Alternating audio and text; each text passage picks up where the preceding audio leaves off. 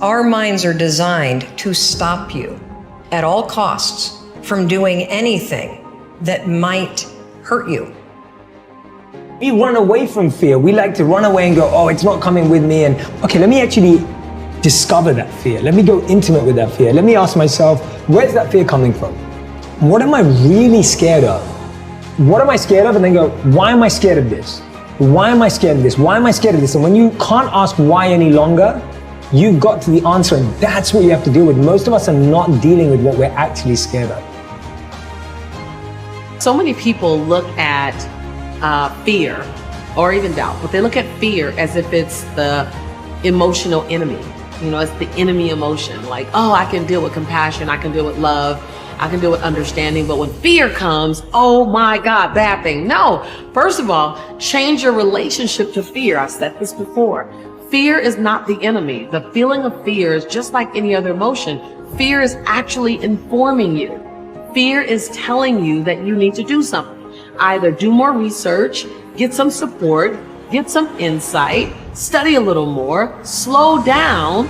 Fear is actually feeding you. So then ask yourself the question, what do I need to do, think, or go get to dissipate this fear?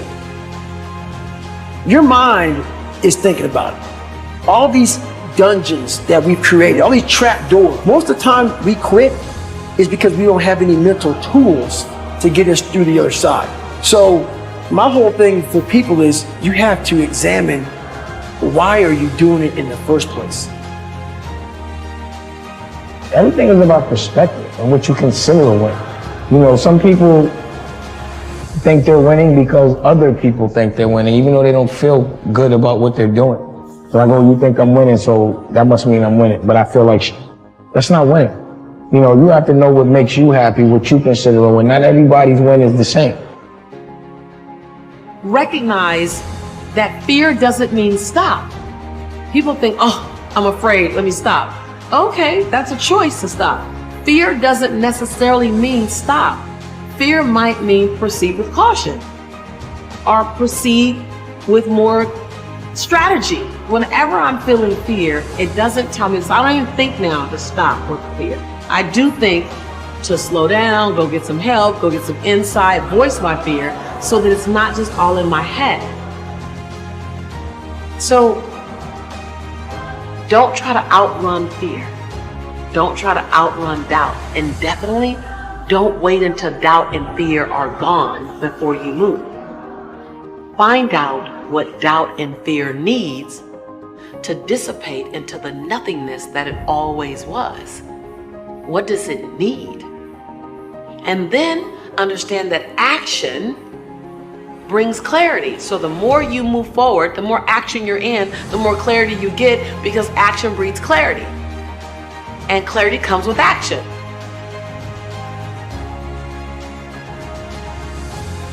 Understand that doing the opposite of what most people do is what's going to lead to most success in your life in general terms. So when you see everybody else working to make their life easier, more convenient, less frustrating, basically looking to cut all the hard things out of their life, look at the rest of their life. That should be an indication to you that maybe you need to look at life a little bit different. When you really get after something, listen to me, total immersion in something, you can become unbelievably proficient at it. You'll get unbelievable at getting people to believe you believe it. You will be loaded with certainty from product knowledge to belief to skills, and you will be completely immersed with, I believe, no B plan. No other plan, no nothing out, completely immersed in it. Aside from dunking a basketball or hitting a 100-mile-an-hour fastball, these are things that are limitations to human beings. But average, ordinary people every single day succeed in the business of persuading people. There is no limitation to you being able to do it except those things.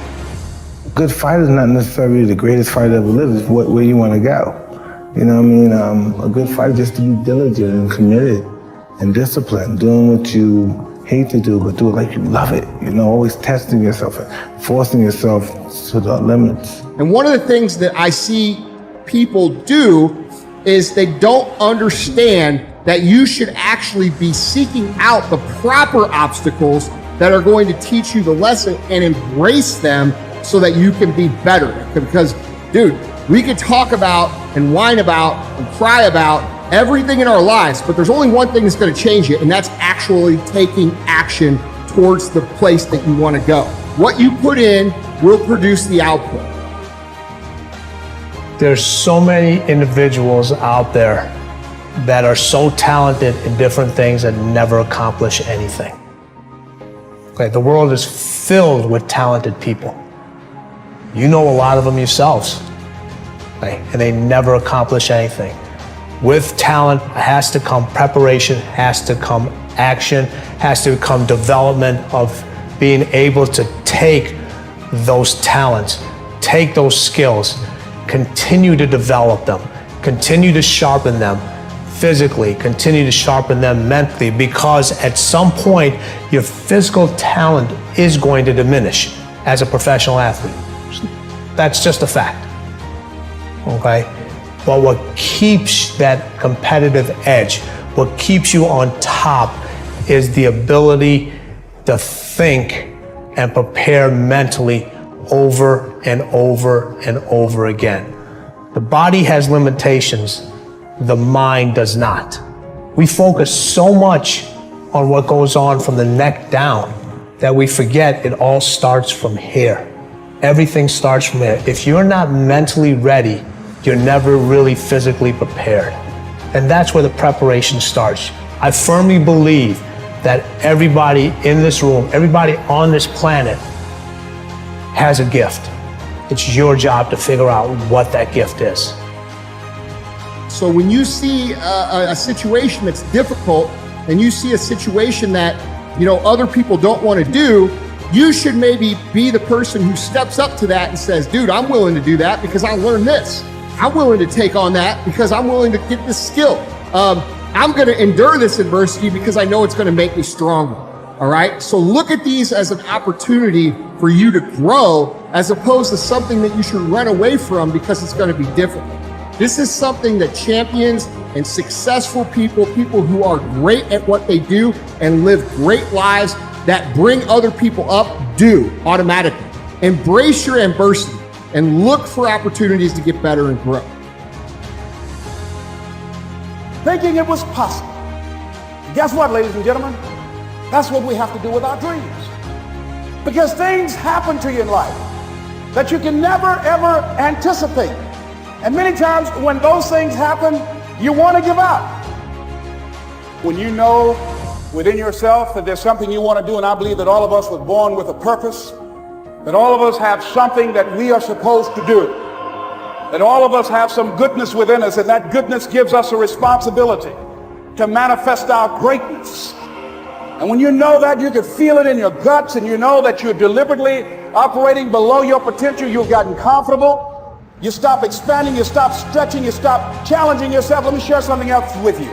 Not only is it possible for you to have your dream, but it's necessary. It's necessary that you have it, that you work on it, that you develop yourself, that you go for what is yours in the universe. Tell me one thing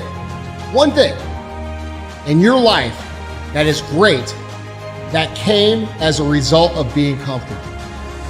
Because everywhere I look and everywhere I see in today's society, everybody's doing everything they can to be more comfortable, right? They're looking for the more convenience. They're looking for the quicker. They're looking for the faster. And see, there's opportunity in that for those of you that want to get better. Because I'm going to tell you right now, all the great things in my life, all the great things in other high achievers' lives, all the reasons that these successful people that you look up to, that you aspire to be like, are the way they are, have all come from a place of being uncomfortable. It's possible you've got some talents, some ideas in you, your ability to do some stuff that you haven't even discovered yet. Now I'm suggesting that it's necessary that you get outside of your comfort zone. It's necessary that you develop some new relationships where you can learn from people. It's necessary that you do reading, that you do research. It's necessary, if you're already involved in some business, that you don't be satisfied with where you are. If you want to make it today, it's necessary for you to constantly look at ways of getting better. Not only is it possible for you to have your dream, And it's necessary for you to challenge yourself to go after it and get better and leverage relationships that can help you get to where you want to go. But it's you. The major key to your reaching your dream, your living up to your greatness, your making your contribution is you. I want you to max out your life. I want you to max out your business. You were made to do something great with your life, weren't you? And you've always known it. There's always been this little voice in your head since you were a little boy or a little girl. You've always known there was something special about you. Those of us that have faith in the room, we know we were made as a masterpiece. We know the Lord looks at us like we can do anything with our lives. You weren't born to be average. You weren't born to have a mediocre existence on this earth. You were born to do something great, and that's why you're in this room. It's by no mistake that you've always had those thoughts, that intuition. If the economy is good, fantastic. If the banks are loaning money, that's great. If people are positive, that's great. You don't have any opposition, that's great. But the major key to your making things happen in your life is you. When you're trying to avoid the pain, when you're trying to avoid the struggle, when you're trying to avoid the hard things in life, you are actively choosing to be average. You are actively choosing to be mediocre. And you are actively choosing to move further away from what you want in life.